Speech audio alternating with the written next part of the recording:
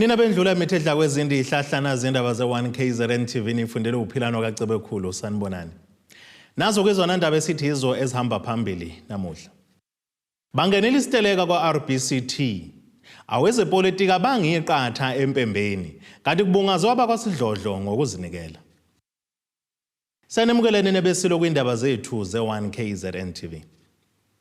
Singenele osukwini lesine namuhla Isiteleka seyisebenza enkampani yamalahle E-Richardsbay Terminal kulandela ukuthi bengavumelani ngephesenti lokwenyusela imiholo. Ekhuluma ke neziko lezindaba le1KZNTV lo ngunobhalo wenyana eyisebenzi amkhuku isifunde se-Richards Bay uBhekisithole uthi kambe neze ngokuthi umqasha kamsani nesicelo ke sabo sokufuna ukwenyusela amaholo ngamaphesenti ali-13. Usuku lesineke nomuhla isebenzi zokwa-E-Rbct uyinkampani ekhiqiza ilahle e-Richards Bay zitelekile ke ziqhiqe ngaphandle zikhala ngokunganyuselwa amaholo ngumqashi. Lezi isebenzi zithi ke sizame kaningi ukuthi sixoxisane nomqashi ukuba zinyusele amaholo kepha ke lokho kubukeka ke kushaya indiva.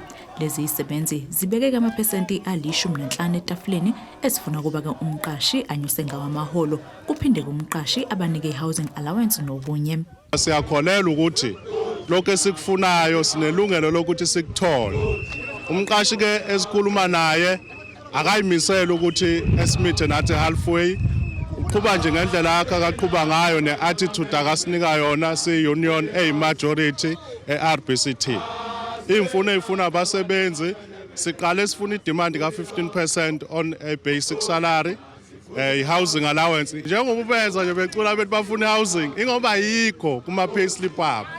Then bese kuba i-standby allowance besicela i-standby allowance kumqashi okuyinto ebesicela ukuthi iqale ku-6,000 but sideclare i-dispute sesiku-4,000. So nalapho futhi wali willing to negotiate ukuthi asivulile izandla seyivulile.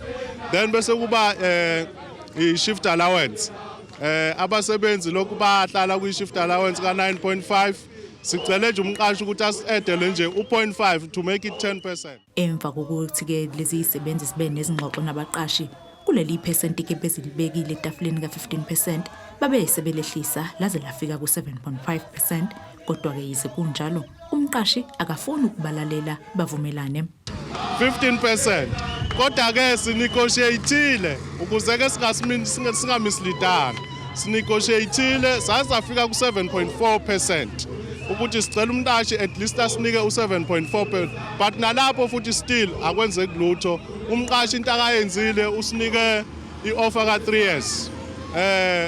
I-offer ka-3 years unyaka wokuqala u-5.5%, owesibili u-5.7, owesithathu u-5.7 kanjalo nane kulinke lapho nange-standby allowance naso sothola i-increase ngephesenti elifanayo. Lezi isebenzi zithi ke zizoqhubeka nalesi siteleka anduba komqashi uhlangabezana nezifuno zazo. Ngesikhathi kunempi between iRussia ne-Ukraine bayikhandile i-profit. Uma ungabuka indaba ubuka ama-mines ngendlela akhande ngayo i-profit kuwo lawa esikhuluma ngawo ngama-shareholders ale nkampani, then uyabeza ukuthi bayikhandile i-profit. Then uyibuza ukuthi u-E-Rbct wona why uthi awunayo imali. Nayike inkampani ephila ngaphandle kwabasebenzi. Noma umqashe ngasho ukuthi labanabo abaqhubeka ne-operation ibona ababaluleke kakhulu ngoba kwamanje kuyavela ukuthi ngamahebezi ukuthi laba akasebenza nabo njengamanje uba offerisha 3 times i-rate than le abayitholayo. Imizamo yokuthola ke uhlangothi lwenkampani E-Rbct ayibanga impumelelo kwaze kwaba udaba silifaka emoyeni. Lesi indaba ze1KZNTV ngingusamgediswe Ngqulunga ngise-Richards Bay. Uhlalo we-IFP KwaZulu-Natal uThamsanqa Ntuli uthi ukholo ukuthi abantu bazokulivotela iqembu lenkatha njengoba kuzoba nokhetho lokuchibiyela kwa-13 empembeni ngaphansi komasipala komhlathuze enyakatho KwaZulu-Natal ngeviki elizayo. Umphemba uthi ubuka abantu sebekhathele isitayela sikakhongolose sokuletha ungqongqoshe ukuzokhohlisa abantu ngaso sonke isikhathi uma kuzoba nokhetho lokuchibiyela. Intaka ibekelwe amazolo ngomhlazi ngama-27 kuMandulo njengoba kulindele ukuthi kube nokhetho lokuchibiyela kuwa-13 ngaphansi komasipala umhlathuze. Lokhu kuzimva kokuba ikhansela le-ANC lasula emva kokuhlaselwa. Umbango uzobe uphakathi kwe-ANC kanye ne-IFP njengoba lamaqembu engene ephuma kule wadi ukuzama ukunxenxa abavoti. Usihlalo we-IFP esifundazweni KwaZulu-Natal uThamintuli uthi ukholo ukuthi abantu bazolivotela iqembu lenkatha ngenxa yemisebenzi eyenziwa izimeya zaleli qembu komasipala. Waphinde waveza ukuthi abakuthembisayo ukusebenza ngobuqotho. umntwana wasifundisa ukuthi uma kuneyinketho asibi nezethembiso ezenza ebantwini.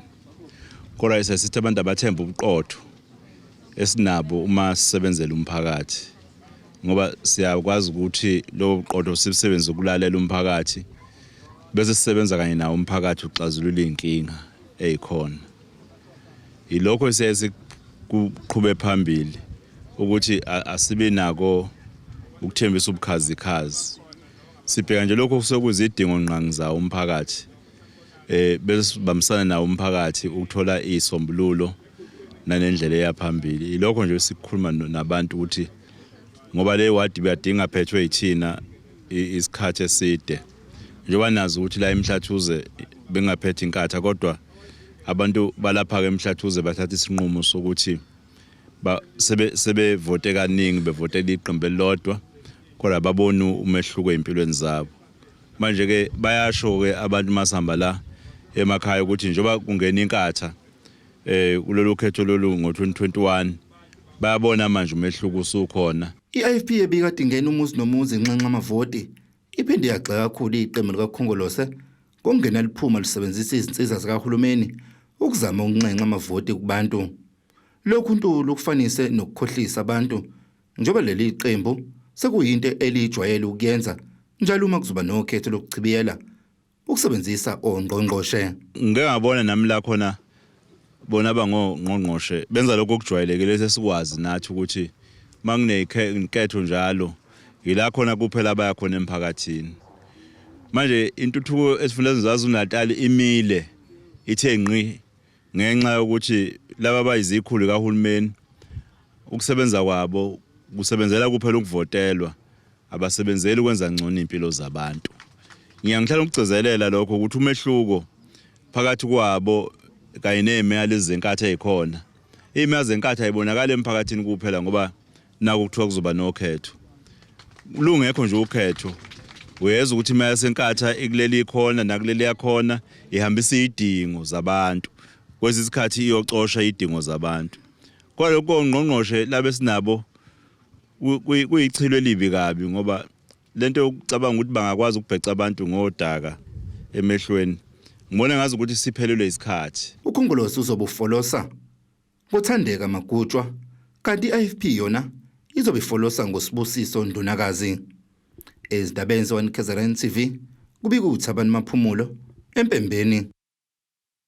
Ujanene omkhulu wamaphoyisa kwesifunda iKingcetshwa enyakatho KwaZulu-Natal uSipho Ngubane uthi baphumeke enqini yokulwisana nezenzo zobugebengu okubala kubona ukwanda kwebhame engekho emthethweni kanjalo nokuhlukunyezwa kwabantu besifazane nezingane. Umbomvu uqhubeka ngokuthi bazoqinisekisa ukuthi amaphoyisa wenza ngokwethembeka umsebenzi wawo. Ukusho konke lokhu ngekhathi kuqhubeka komcimbi okubungaza ukuzinikela kwezisebenzi zophiko lwamaphoyisa kaSouth African Police Service SAPS ngamafuphi eKingcetshwayo ubukade usempangeni. Agconywa uphaphile gwalagwala amaphoyisa ophiko lwa-SAPS ngaphansi kwesifunda eKingcetshwayo ngokusebenzayo ngokwethembeka ngaphansi kwalesi sifunda. Ujeneno lamaphoyisa uSipho Ngubane uthi-ke nakuba amaphoyisa enze kahle kepha-ke benza isiqiniseko sokuthi lawo atholakala engenzi kahle athathelwa izinyathelo ezinqala. Namhlanje sinikana ngama-award ne-certificate kubantu amaphoyisa ethu avelele namalunga ethu esiphoyisa asebenza ngokusikhandla nangokuzinikela. Kunama-award esiwanikelayo iminyaka ewu-10 of loyal service, kube iminyaka ewu-20 of loyal service neminyaka ewu-30. Impela-ke lamaphoyisa lawa angeze kahle futhi kumele nikhumbule ukuthi mangabe khona ngaphakathi kithi yithi esiwabophayo.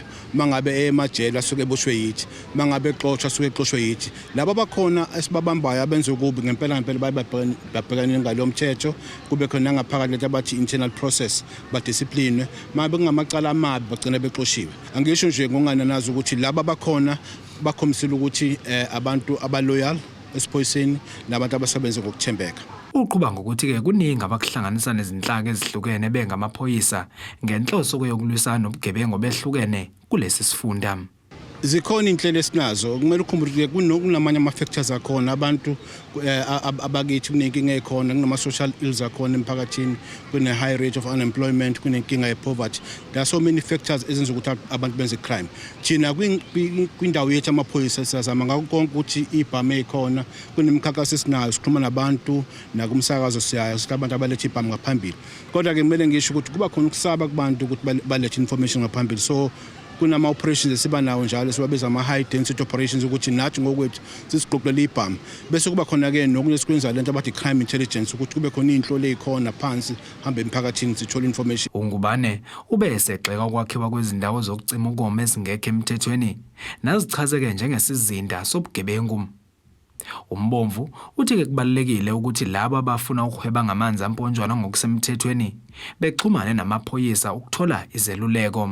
We discourage illegal taverns because obviously enza abama crime generators. Kodwa kunye ke sithi ke ikhona iminyango kahulumeni like E-Rbct sibaluleka abantu ukuthi E-Rbct ingcenye yethu semizana nabo as one of the law ama stakeholders ku law enforcement ukuthi manga abantu bengaqondi ukuthi imithetho ukuthi apply license hamba kanjani sibaluleke baye kubo. Kunama meetings siba nawo e-station esiwabiza ama liquor traders forum lapho sesibeme bonke abantu nabangenama ama license ukuthi abeze bazofunda bafundiswe ukuthi ufuna ukuthola license kumele ngisho ukuthi okunye kuba khona nobugebengu kunama agents ayigebengu kudlalwe ngabantu bathi bazothola ama license khokhu imali abantu badliwe imali kulabantu abafuna ezindabeni ze1KZNTV kubeka umqondisi Miyeni ngisempangeni. Iqembu likakhongolose esifundazweni KwaZulu-Natal selithumela umyalezo oshubile kumalunga alagasele komkhulu lenhlangano atoyize ngenxa yezathu ezahlukene. Khulumeleli leqembu KwaZulu-Natal uMafika Mndebele uthi ize leli hhovisi livulelekile kumalunga alo kepha kangeke baluvumelele ulusiko selibonakala kelidlanga. Umndebele usho kanje nekhuluma neziko lezindaba kulandela umbhikisho ababengabasebenzi kumasipala eTheku ngaphansi kohlelo lwa DSW nabaqhinqe ngaphandle kwekomkhulu lenhlangano baze balala khona befuna impendulo kunobhala weANC esifundazweni. Ukwanda kwezigameko zokugasela kwamalungu eqembu likakhongolose ekomkhulu leli qembu KwaZulu-Natal atoyize sekholele ekutheni leli qembu lifune ukubuyekeza umgomo obizwa nge-open door policy njengoba ke lithi lokhu kudiqilela phansi isithunzi seqembu. Ekhuluma neziko lezindaba okukhulumela leli qembu esifundazweni ukhwele wadilika kumalungu abhekishe aze alala ngaphandle kwalamahhovisi efuna ke izimpendulo kunobhala walo. Amalungu ethu knows very well that we are not an employment agents, but from time to time uma kuba nenkinga ubuholi be-ANC bayabuzama ukungenelela nokuxazulula nokusiza abantu. Kodwa abantu abangamalungu akakhongolose bayazi indlela yokusebenzisana noma yokuphakamisa izikhalazo kukhongolose ukuthi uyayibhala incwadi uze kunobhala. Manje mawufika ugasela ama-office ethu ufika utoyiza ubiza beindaba uzama nje imizamo lokho yokuzama ukwehlisa isithunzi se-ANC ngoba abantu abatoyizayo abantu ababenikwe a 2-year contract kwi-EPWP abazi ukuthi lo hlelo lokufukula abantu baye bashintshane sebefuna manje ukuba permanent kulolu hlelo lolu. Kuzokhombeka ukuthi iziko lezindaba libike kabanzi ngeqeqebana labasebenzi abangama75 ababeqashwe ngaphansi kohlelo lomkhandlu edolobha iTheku lokuqoqa udoti. Laba ke batshele iziko lezindaba ukuthi bamiswe ngokungekho emthethweni ngonyaka u2020 kanti sebehambe waguga isicathulo bezama ukuxazulula lolu daba njengoba ke bethi babethole izincwadi ezithi baqashwe ngokuphelele. Babeke sebenikela kunobhala kakhongolose njengoba ke bengamavolontiya alombutho futhi nalomkhandlu ungaphansi kweANC nobeke esebathembisa ukuhlalisa izinhlaka ezithintekayo abuye nezimpendulo ngenyanga edlule kepha kuze kube manje sicela le provincial ukuthi siyacela xoxe nabo kwama HR ukwazi ukuthi mhlambe sibuyele emsebenzini cause sibhlungu asinamali silambile asisebenzi even labo 350 kuthiwa bayaphuma thina sibathola ngesimo sokuthi thina kuthiwa sipermanent from kamasipala kahle lokho sizokulwela lana njengoba sesila izolo sifikile ke mesifika EPA yasitshela ukuthi ubaba uMtolo usane meeting okay it's fine solinda ke ngoba sincingile because impendulo siyazidinga because sagcina simthumile ukuthi no sicela ayosikhulumela nabakhulu ukuze sizozwe impendulo because kahle into eshayo la inkinga ila umasipala unankinga ukuthi usinikeze umsebenzi wethu back but ANC yasicindezela and sibhlungu njengoba sicindezela ANC because nangu 2024 sizodinga ukuthi thina futhi ma volunteer sihambe siyogqugquzela abantu ukuthi abavote laba bakhale kakhulu ngokulahliswa okwenye ngoyenyathi njengoba ke bethi ke kamukho osebanakile njengamanje sisalindile silinde kona kodwa ukuthi uzokwazi ukuthi asinikeze ngoba nje basikhona nje sihleli siqinqile silindile impendulo lezi sifisayo ngenxa yokuthi silambile sesihambile iguge ngisho zona icathulo sonke nje basila silethiswe ikona bese singenhloso yokuthi nje basila sisekhaya sokwazi ukuthola khona usizo sisiza iziko lesindaba lizamile ke ukuthinta umasipala iTheku nodalule ukuthi usaphenya kaphansi ngalolo lodaba ezindabeni ze1KZNTV kube kuntombi khona Mvubu eThekwini ake sithi shelele itolo nenabesilo sobuye sibuye nezinye izindaba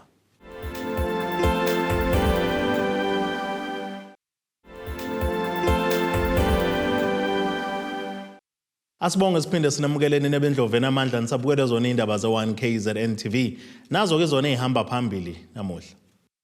Bangenele Isiteleka kwa-E-Rbct awezepolitika bangiqatha empembeni kanti kubungazwa abakwasidlodlo ngokuzinikela.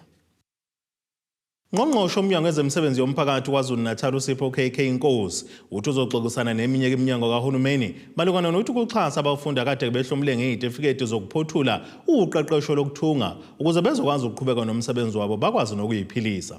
Udlangamandla usho kanjena ngesikhathi kunomcimbi wokumokeliswa kwabafundi abangama-93 ngezitifiketi zabo zokuthunga kulandela ukuphothula kwabo uqeqesho olwaqala ngonyaka u-2020. Lena ngeminye yembukiso yabafundi abangu-93 abakonyeliswe ngesitifiketi emva kokuphothula uqeqesho lokuthunga ngaphansi kohlelo kahulumeni i-EPWP. Labafundi bathi banethemba lokuthi lolu qeqesho luzobavulela amathuba emsebenzi. Ngibone ngathi ukuthunga le training esibekiyona izosisiza ekuthenini as much as kunamafema adinga abantu abathungayo nathi sitholile lo experience encane ukuthi sithunge so sesingakwazi ukuthi sihambe sofuna umsebenzi khona. Besithanda ukuthi iprogram iqhubeke ingapheleli kuthina ngoba bakhona nabanye ozakuthi abasaxakekile abasalidinga usizo lolu olufana insena leli belikade silinikeziwe.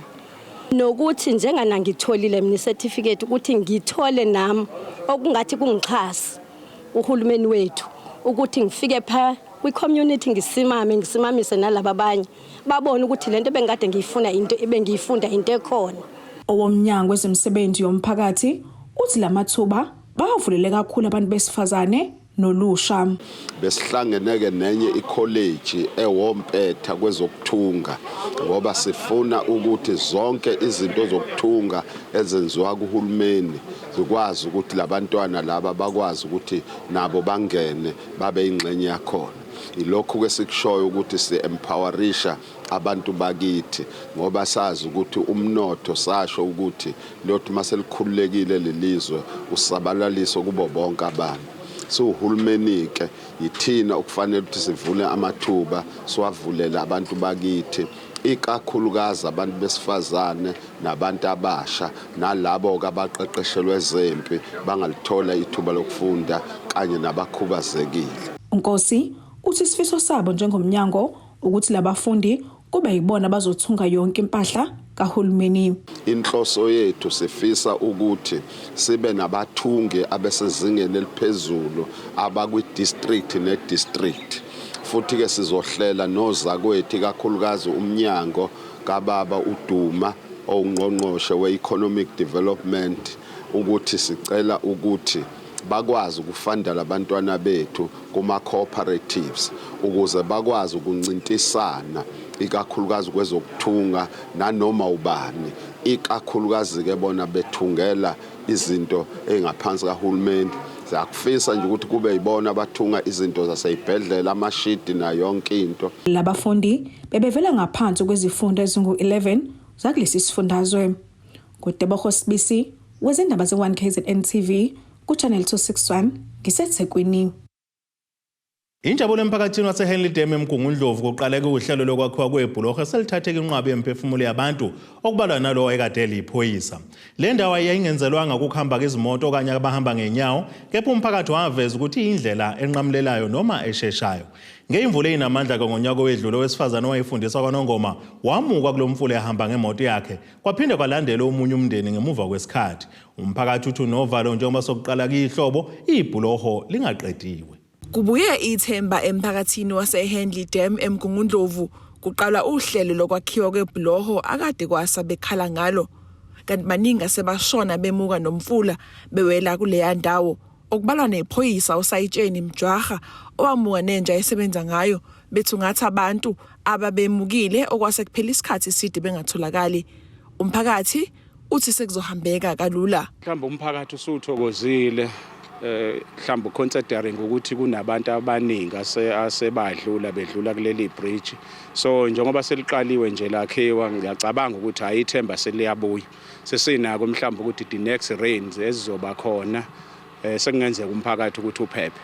Elinye ilungu lomphakathi liveze ukukhathazeka njengoba sekuzoqala isikhathi sezimvula. I-bridge siyajabula ukuthi sekuze kwafika bazolakha njengoba babesithembisile, noma befike late isama isisiqalile nemvula seyizoqala, ngoba ngalesikhathi besithembisa i-bridge ukuthi lizokakhiwa kwakubukeka njengesimo esiphuthumayo, kwakuyisimo esasiphuthuma kodwa liqale late isama isizoqala. I-concern yami ukuthi njengoba isiqalile isama lizonetha i-bridge njengoba nilibona selivalekile nemvula usuvalekile sekhona inhlabathi efakiwe, umphakathi uzohamba phi njengoba sekukanje imvula izoba khona lingaqedwa i-bridge. Abantu sisazoba yini nalesa simo esibena sekuqaleni size sikhalela indaba ye-bridge size sithenjiswa lona. Abantu angibone ngathi ke sikwazi ukuhamba ebridgeini kanti ne-alternative route yethu yakashange kunomgaqo wakhiwayo lapho kumbiwe beku-impossible ukuhamba kubusuku makelakemezela, so angazi ukuthi ngempela sizomisa kanjani. Okunye umphakathi okhala ngako ngokucisha amathuba emsebenzi ekwakhiweni kwalela bhuloho. Indlela ekwaqashwa ngayo nanendlela esibuka abantu abaqashiwe khona azange sinikwe i-option ezumphakathi ukuthi mhlawumbe singayikhethela abantu emphakathini wethu ekuyibona sibaziyo imindeni eswele edinga imisebenzi. Khona imindeni la ingasebenzi khona umuntu, khona imindeni esekusela abantwana kuphela sekwashona abazali, abazange basinike leyo option ukuthi sikwazi uku-identify laba bantu sibanike. And enye into sekusethi masibona la sibone ngathi iselection yokuqashwa ayibanga ngendlela kahle, ngoba uma ngenza nje isibonakaliso kunomuntu la oyi-safety representative la kule project, kodwa kayena owala emphakathini owasempendle, kodwa la emphakathini sinabo abantu abanalezo ikili abafundele leyo msebenzi abahlela abangasebenzi. Ikhansela lendawo umlungisi Zondi akaphendulanga kwimibuzo athunyelelwe yona ezindabeni ze1KZNTV ku-Ayanda Dube kiseHenley Dam eMgungundlovu. Imeya kamasipala uMhlathuze enyakatho nelekaMthaniya uXolani Ngwezi uthi wanelisekile ngomsebenzi oqhubekayo wokulungiswa kwenkundla ezemidlalo uMhlathuze Sport Complex eRichards Bay. Ekhuluma nabezindaba uNgwezi ngenkathi ehlola ukuthi umsebenzi usuhambe kangakanani, uveze ukuthi kulindele ubake iphothulo ngozibandlela lenkundla uma ngabanga khona okuphazamisayo. Emva kokuba iPremier Soccer League PSL yaphakamisa ukuba lenkundla uMhlathuze Sports Complex ingabe sayisingathi imidlalo ngenxa ungabisesimeni, lokho kwaphoqa iqembu E-Richards Bay FC eligijima esigabeni se-DStv Premiership nelizinze kuleli dolobha ukuba lifutukele enkundleni yaseKings Olethini eMlazi. Ubuholo obusha bukamasipala uMhlathuze buphasisa ukulungiswa kwalenkundla ukuze ibe sesimeni esidingwa yiPSL. Njengamanje uyaqhubeka umsebenzi wokulungiswa kwalenkundla nokulindela ukuthi uphothulwe ngozibandlela. But because of pressure and that we had a local team having qualified ukuthi idlale esigabeni se-PSL, we had to do something ukuze sikwazi ukusource funding, and we sourced funding to the value of just over 200 million rand ukuthi silungise lesi stadium. So umsebenzi wenziwa la is not about fixing ama-leaks lawa bekade ekhona ngoba ama-change rooms ayekade evuza makunezulu evuza kuney'nkinga zikagesi i-stadium singekho compliant to ukusetshenziswa abantu abakhubazekile and many other PSL requirements ayekade singacomply now. I-capacity of the stadium has been increased to from 4,100 or rather just roughly around 4,000 to 9,000 with the construction of the new grandstand. The VIP parkings will be there. Sebeqedile ukwakhiwa. The anticipation is that the stadium at least by early December, first week of December, uma kungekho okuzongaphazamisa. Ngenkathi imeya lomasipala oholwa yi-IFP ne-DA iyohlola ukulungiswa kwalenkundla, ihlabe kumxhwele ngokuqhubeka komsebenzi. Phakathi kwezinto ezintsha kulenkundla, ukwakhiwa kwenye indawo zokuhlala abantu, njengoba isizolayisha abantu abalinganiselwa kwizikulungwane eziyisishiyagalolunye. Izindawo zokudayisa ngaphakathi, izindawo zokupaka, kanye ne-lift ezosiza labo abakhubazekile. Akugcini lapho, njengoba ingxenye izoba nompheme. Ungwezi uthi ukulunga kwalenkundla kuzobe kusho ukuthuthwa komnotho wedolobha. But also I know that through tourism and sports, when the big games play here, you will have people as far as from Umhlabeyalingana, from Pongola, from Vryheid, and all over the country coming here to Richards Bay. So we don't doubt that in terms of tourism, we are going to benefit the most by having this here.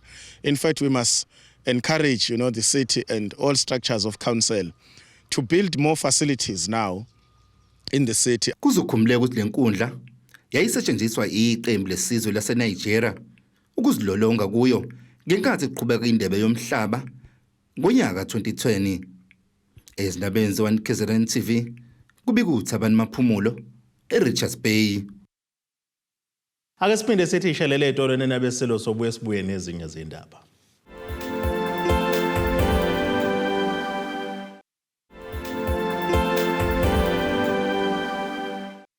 Asibonge siphinde sinamukele nina bendloveni amandla nisabukele zona izindaba ze-1KZNTV nazo kwezona esithi zihamba phambili namuhla.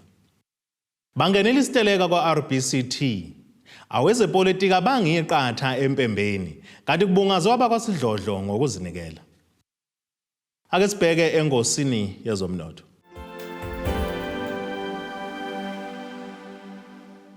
Iranda kuleli ngu-18.93 cents maqhathaniswa nedola laseMelika libe ngu-23.41 kupondo waseBrithani libe ngu-20.24 cents kwi-euro yase-Europe. Intengo yegolide yona ime $1,931.69 ounce kuthi intengo koyilo ongahluziwe yona ime ku-$94.34 umphongolo. Ake sibheke engosini yezemidlalo.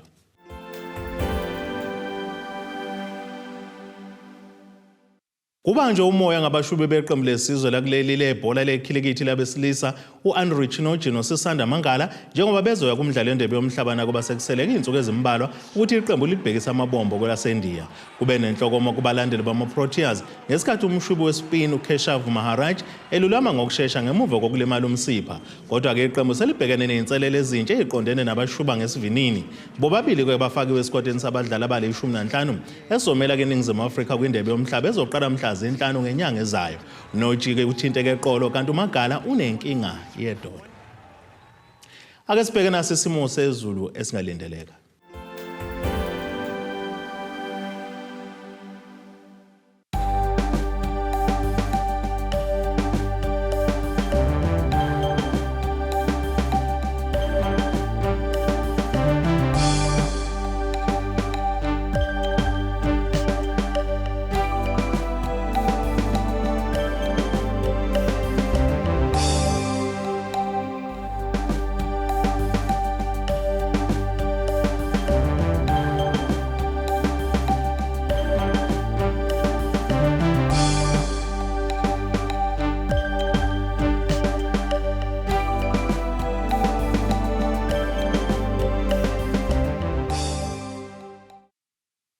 Nina bakaqamba lankomo zilahlekile zodliwa umdlebe kwasoshangana kwamzimba umntwana nethimba nje lonke le ndaba sithi khulu.